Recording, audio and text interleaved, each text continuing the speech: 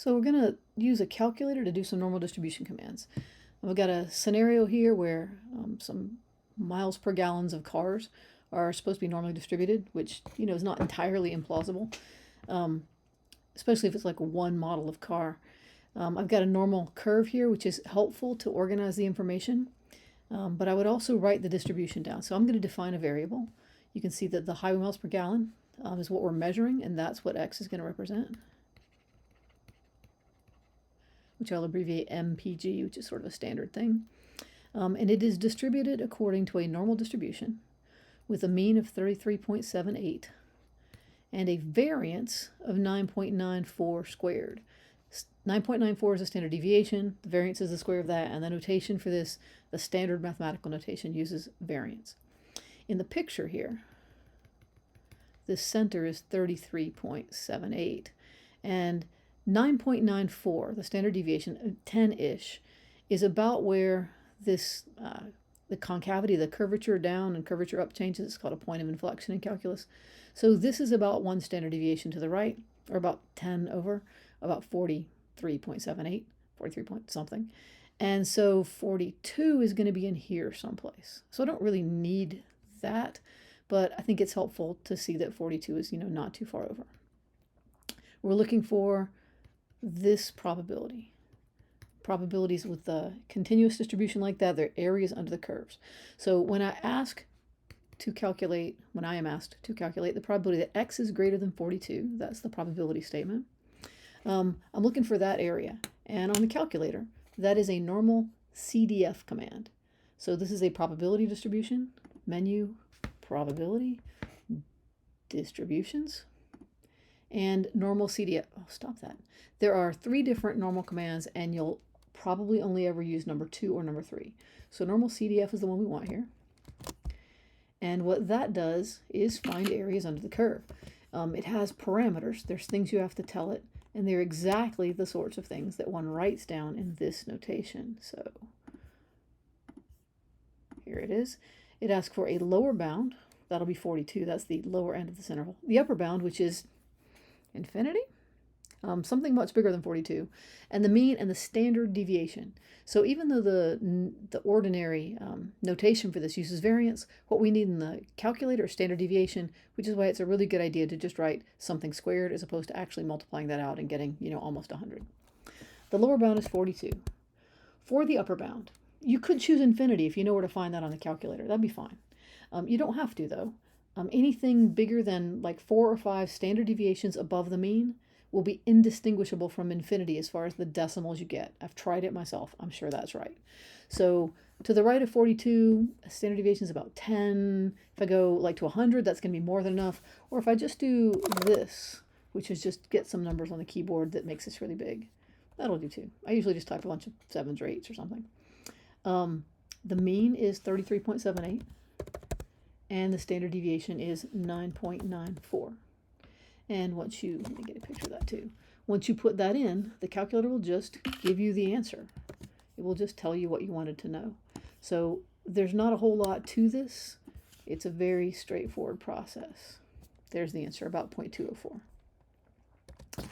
So I would write here, if my cursor would not, there we go, causing me problems. So this is about 0.204. And as far as what you should have written down on your paper, at some point you should have this, but you can write this once for all the problems, all the different questions that are asked about the same distribution. You don't have to write it every time. And then to answer specifically this part, it's just that line of calculation. The picture is not required unless a problem actually asks you for a picture. But it can be very helpful in making sure you're answering the right thing. For instance, the answer I get should clearly be less than half because it's to the right. If I got an answer that's more than half, it suggests that I typed some numbers in the wrong places. The second part, what percentage of cars in this category have a gas mileage between 30 and 40 miles per gallon? That's a different type of question. So I've got the same basic setup. I still have a mean of 33.78. 30 miles a gallon is, I'm sorry, that's a bad decimal. There we go. 30 is somewhere over here. 40 is somewhere over there. I know those don't match, it doesn't matter. And I'm looking for this area. So this time I have a lower and an upper. That's the difference, really. It didn't say probability, it said percentage, but the calculation is the same because probabilities, which are decimals, can be written as percents. So I'm not going to write that part again. That specification of the distribution and definition of the variable, that's true still, and it's not necessary to say it again. Here I just want to calculate the probability that x, my variable, is between 30 and 40. Now you might wonder, does that include 30? Does that include 40? I would say that between probably doesn't include. On the other hand, if someone said, hey, my car gets 30 miles a gallon, would I consider it to go in the class of 30 to 40 miles per gallon? I probably would. It doesn't make any difference for a continuous distribution like this, though, because with equals, the answer is exactly the same. So whether you write the less than or whether you write the less than or equal to, it doesn't change the answer at all. I do think between probably does include the endpoint, so that's what I'm going to write. I'm going to write it without. Back to the calculator. Probability, distributions, normal CDF finds the area under the curve. The lower is 30, the upper is 40. Okay, 30. It's not taking my keyboard. 40. Mean of, nope, 33.78. And standard deviation of 9.94. Okay. And there it is, about 0.382 to 3 sig figs. That's not the answer yet. It's not wrong, but it's not a percentage either. So I would say that that is 38.2%. Make sure you answer the question. The worst 10% of gas guzzlers, that's the ones that use the most gasoline, will be assessed an extra environmental tax. So if you're using too much gas, you pay more. Get your gigantic Hummer, and then you can pay for the rest of us because you put out too much pollution or use too much of the gasoline we'd like to use for our cars. 33.78 is still the mean. The worst 10% of gas guzzlers, are those the ones on the right-hand side or the ones on the left-hand side? Well, you got to think about this. If you use 33.78 miles per gallon, if it's, let's say, 50 miles per gallon, is that a better result? Are you saving gasoline or are you using additional gasoline?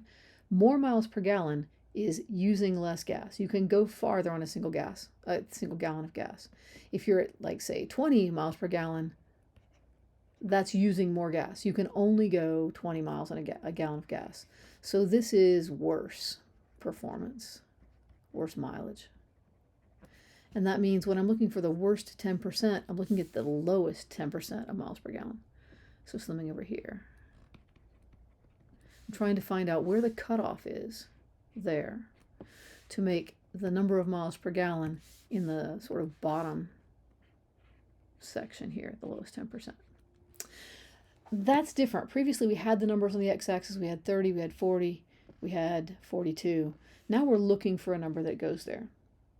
So the way to find that is with a different command. What I would write down is I'll call this, I don't know, n for the number of miles per gallon. I will try to change it to a new pen. N for the number of miles per gallon. And the probability that x is less than n is 0.10. That's what this picture says. And that's a probability statement, just the same as this one is, or as that one is. But this one is an equation to be solved. And you are allowed to solve an equation with your calculator. In fact, you would need to solve this equation with your calculator. So I've written an equation with an unknown, which is n. And to solve it, I will use the other one of these normal distribution commands that we use, inverse normal. Inverse normal finds numbers on the x-axis. What inverse normal wants from you is the area to the left. And in this picture, clearly that is 10%. So there we go. Inverse normal. Area to the left is 0.10. The mean is still 33.78. The standard deviation is still 9.94, I think. Yes. And the calculator will just plain tell me the answer. 21.0414 miles per gallon, or about 21.0. N is approximately 21.0 miles per gallon. And that's all you have to write. I've written an equation. That's the equation. I've solved for the unknown. The unknown is this. There you go. Nothing else to write. The picture is great. I would probably draw the picture, but that's not really required for the answer, just the equation and the solution. This last one, same idea, except it's the other end of the scale. So we're looking for the most fuel efficient cars, and back up here, ones with higher miles per gallon are more fuel efficient.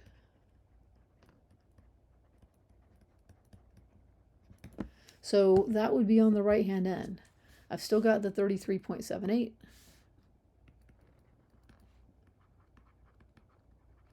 Here is the upper 20%. I'll make that look bigger than the 10% did. And I'm trying to find the number on the horizontal axis that produces this shaded area. Like, what is that?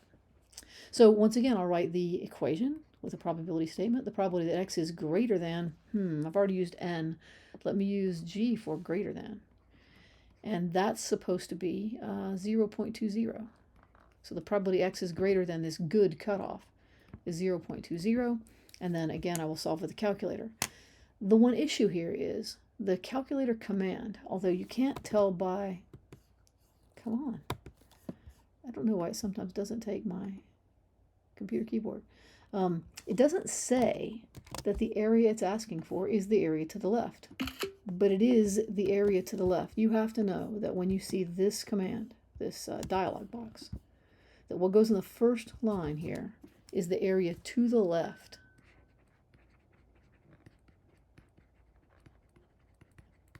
In my picture, I have the area to the right. So the area to the left is going to be 80%. And I don't have to write that separately. There's nothing wrong with what I've written here. But when I put it in the calculator, I need to put in the area to the left, which I can't type on my keyboard. 0.80. Oh, I guess it took in the wrong place. Sorry about that. You could also, and sometimes I do, just write 1 minus 0.2, and that's okay too. The mean is still 33.78, and the standard deviation is still 9.94, and the answer I'm looking for is about 42.1 miles to the gallon, which should make sense in the picture. Having drawn the picture makes me believe, yeah, that's okay. So G rather, is approximately 42.1 miles per gallon. And that's how to use these commands. There you go.